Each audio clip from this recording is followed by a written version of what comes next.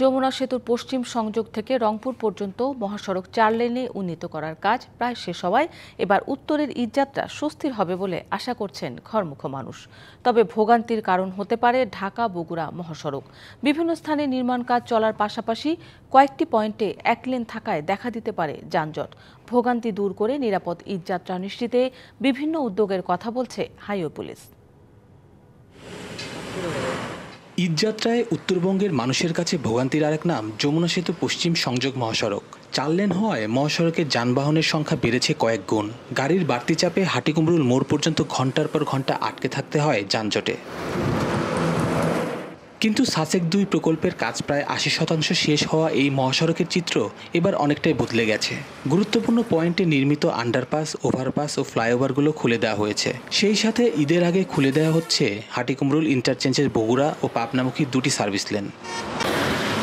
Colour expert, George sap এবং mild on hands technology সমৃদ্ধ Orix crystal wash আপনার যাত্রী এবং চালকরা আশা করছেন এই মহাসড়কে এবারের ঈদযাত্রা হবে স্বস্তির।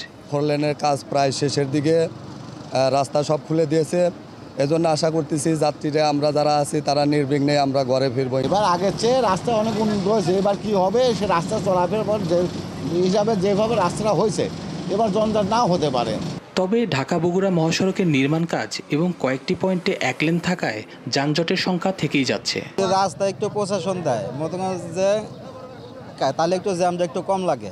ঈদযাত্রা নির্বিঘ্ন করতে জরুরি মেরামতের কাজ চলছে বলে জানায় কর্তৃপক্ষ।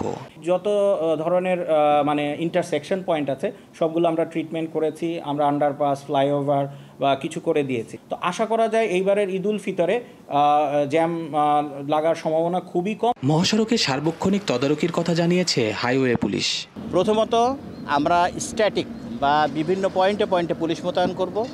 দ্বিতীয়ত মোবাইল ডিউটি থাকবে এবং তৃতীয়ত সাদা পোশাকে পুলিশ সদস্যরা থাকবে।